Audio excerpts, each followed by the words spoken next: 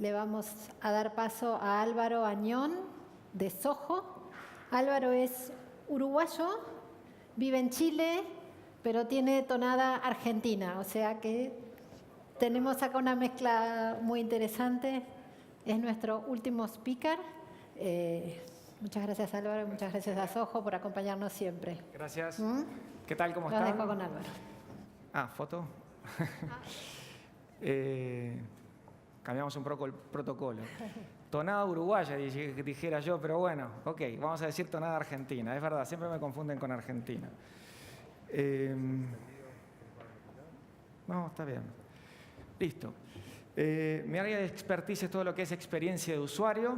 ¿Sí? Antes, años A, yo empecé en esto hace 20 años, tenía que explicar lo que era, así que ahora vamos de lleno a la charla porque ya es estratégico para todos los actores de este tipo de eventos. Y vamos a arrancar positivos. ¿Sí? Tenemos un problema. ¿Y cuál es el problema que tenemos? El problema es que el 70%, esto es una estadística, un estudio que salió la semana pasada en Argentina, el 70% de las transacciones son digitales. Y eso no parece ser un problema, ¿verdad? En realidad es una buena noticia. Y efectivamente es una muy buena noticia. Pero si lo juntamos con esta otra estadística de que el motivo para cambiar de un banco más usado, y esto era en Inglaterra 2014, lo cual es bastante trasladable a Latinoamérica 2018, la mayor parte de los usuarios pueden llegar a irse del banco por una mala experiencia en su home banking. Entonces, por un lado es el canal que está más creciendo, por otro lado también es el por el cual el canal yo me puedo ir si es que no tengo una buena experiencia, lo cual aparentemente es una buena noticia para las empresas que trabajamos en experiencia de usuario. Y por otro lado hicimos un estudio en este año, que era una banca millennial, que es así como ven los millennials a los bancos. Una persona de traje, corbata, seria, distante, segura, sí, preocupada muy de las finanzas y de los números. Pero sí, efectivamente, alguien bien distante. Y así es como nos ven en los canales presenciales, pero también en los canales digitales. Y si hay consistencia en estas dos imágenes que proyecta el banco, estamos bien, nos ven formal en ambos canales. Ahora, ¿qué es lo que pasa? Y un fenómeno bastante curioso, que en lo presencial se están transformando las sucursales, con esto del branch transformation, en algo mucho más cercano, mucho más cálido, mucho más informal, sucursales café. Yo siempre uso las sucursales café como café, no son como sucursales bancarias, pero eso es al margen. Existen, ¿sí? De hecho mi banco tiene el World Café en Santiago. Pero el problema es que si yo veo a mi banco o mi sucursal bancaria de esta forma y en lo digital lo veo algo como más transaccional, algo más estándar, ¿cuál es realmente la personalidad de mi banco? ¿Sí? ¿Es la que yo percibo en lo presencial o la que yo recibo en lo transaccional con los mensajes estándar de siempre? Y veamos un poco lo que no hay que hacer en un canal digital. Y esto es algo que nosotros hemos hecho durante 6 años, esto ya no lo estamos haciendo más. Y esto era parte de las experiencias de usuario que nosotros hacíamos, insisto, hace unos 4 años.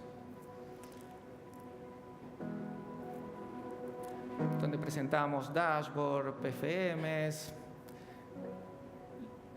los comprobantes en una línea de tiempo, transacciones, lo típico. Poder cancelar operaciones, transacciones one click. Esto está muy bien, es usabilidad, pero hoy ya es higiénico, es el desde. Ya no podemos lanzar algo en el 2018, 2019, 2020 que sea parecido a esto. Si bien puede haber transacciones cognitivas, una tercera clave, definitivamente ya no, idealmente no pedirla. Transacciones por voz, que también está bastante de moda. Pero como les decía, esto es el desde, ¿sí? Pero no se preocupen que igual les voy a decir lo que se viene.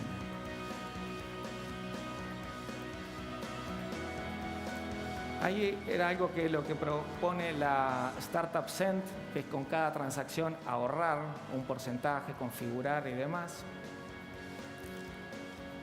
o acciones proactivas si es que tengo alguna problemática en particular. Como les decía, estamos encarando todo lo que es los diseños de los home banking actuales de otra forma, no de esa. Porque hay 3 estados, ¿sí? Ese que estábamos viendo es el inicial, el hazlo por mí. El canal me permite hacer cosas obviamente mucho más simples, mucho más fácil que en la vida real. Entonces, claramente, el canal digital tiene una ventaja versus ir a una sucursal. Ni que hablar, nadie quiere ir a una sucursal de un banco. Entonces, esto que vimos es hazlo por mí. Hay un escenario que es ayúdame a pensar, donde ya le entrego la información un poco más digerida para que el usuario tome las propias decisiones. Algunas startups mostraban ese tipo de situaciones donde te digiero la información para que tú tomes la decisión. Pero pasamos a un tercer estado que es piensa por mí. Y también vimos algunos ejemplos, Ramón mostró algunos ejemplos de cómo algunas startups ya no solo me entregan la información para que yo tome decisiones, sino que ya toman decisiones por mí, en base a ciertos parámetros que yo les configuro. Acá vamos a hacer un ejemplo de lo que, por ejemplo, sí hemos estado haciendo en los últimos 2 años, de ayúdame a pensar. ¿Se pueden subir el volumen?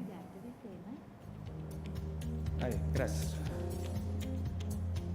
Felicitaciones. Has logrado ahorrar 2.240.000 el mes pasado.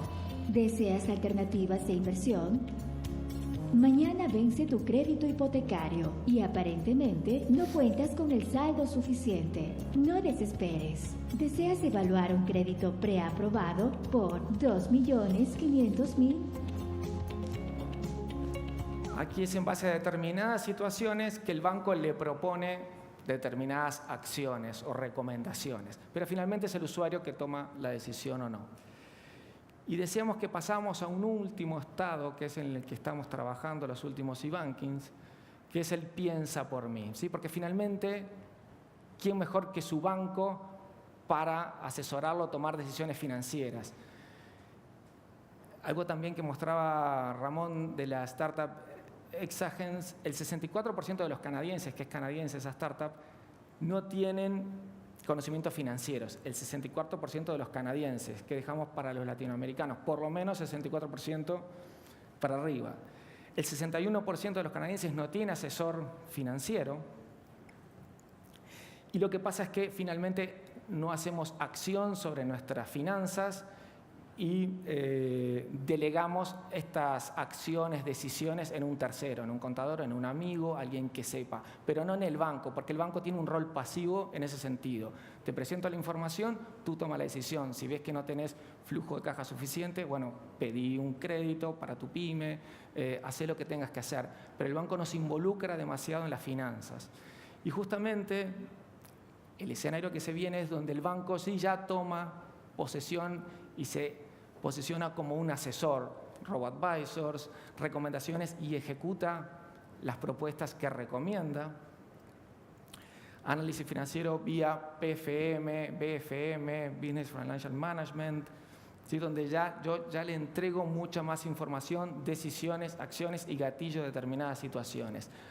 ¿Por qué no me preocupo de la jubilación de mis clientes? ¿Sí? Porque en Chile se dice que, bueno, ok, si uno se jubila solo con el aporte que hizo durante su vida laboral no es suficiente para jubilarse, pero eso ya no, el banco generalmente, salvo algún instrumento de inversión, no toma partido, no ayuda, no se hace socio del cliente para entregarle recomendaciones de cómo jubilarse mejor, porque bueno, eso son parte de las finanzas personales del cliente, ¿se entiende? Pero si yo tomo distancia de algo que yo soy experto como banco, empiezo a tomar justamente ese rol de traje y corbata lejano que decían los millennials que veían a los bancos. Viene una fintech donde se presenta más cercano, se preocupa así de mi jubilación, me da alternativas como Cent, ahorrar centavos y cuando llegue el momento de jubilarse vas a tener cientos de miles de dólares. No sé si es así la promesa, pero bueno. ¿Por qué no presentarse como socio de los objetivos financieros del cliente y entregarle ya no solo planes o alternativas, sino las acciones para que efectivamente esos objetivos financieros se cumplan sin darse cuenta?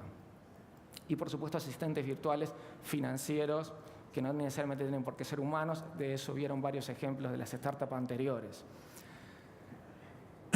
Entonces, finalmente, pasamos a un estado o a un tema que últimamente también lo estamos trabajando y lo empezamos a trabajar este último año, 2018, que es la esencia, los principios, la historia de la marca y finalmente el propósito de la marca.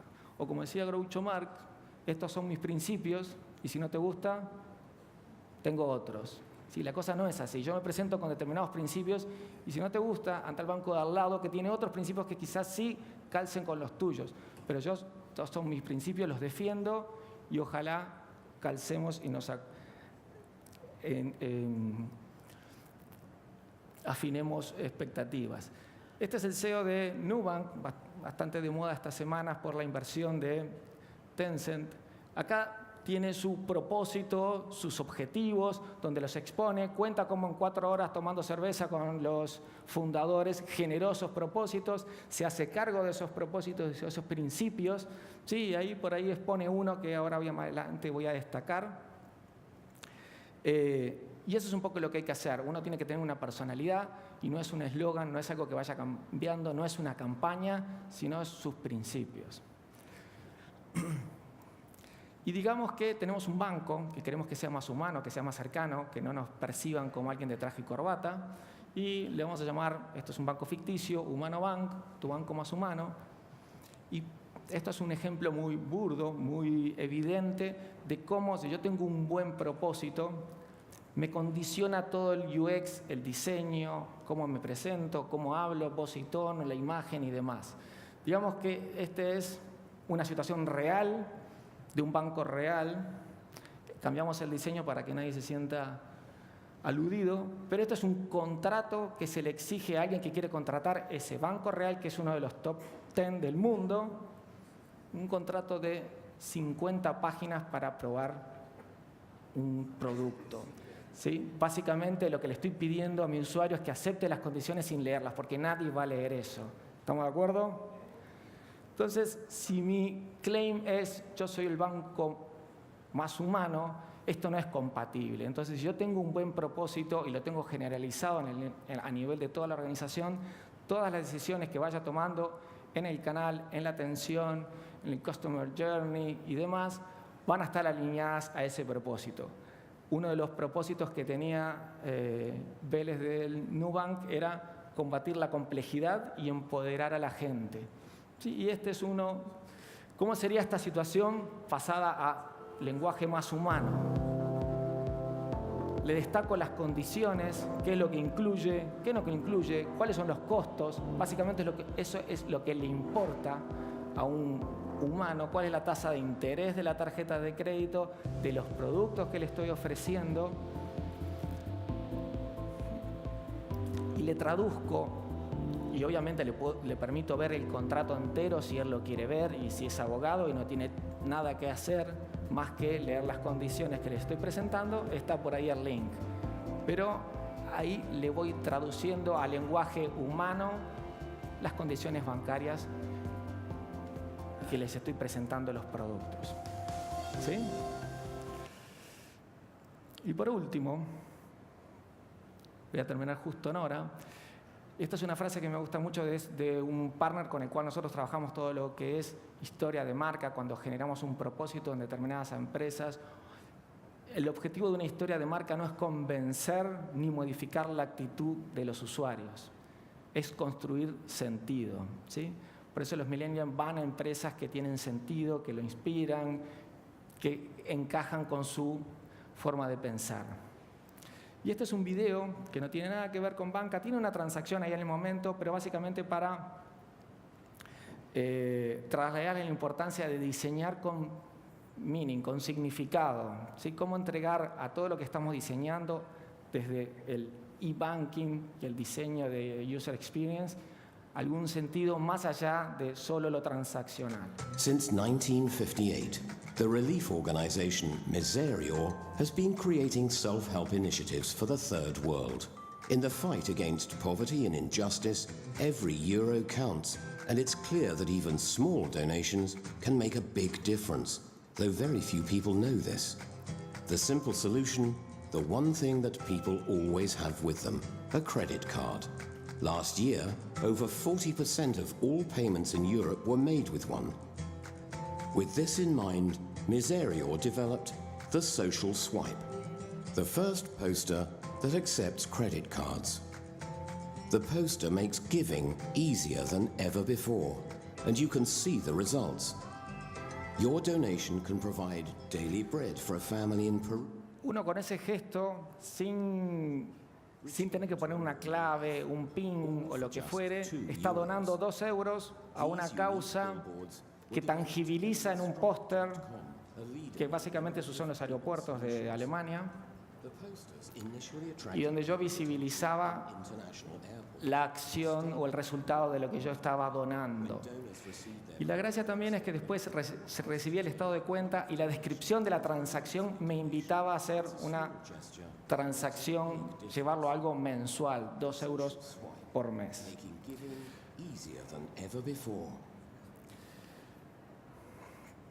Eso es una invitación final entonces a definir vuestra esencia, si es que no la tienen, contar su historia de manera transmediática, diseñarla con sentido, consistencia y empatía. Muchas gracias.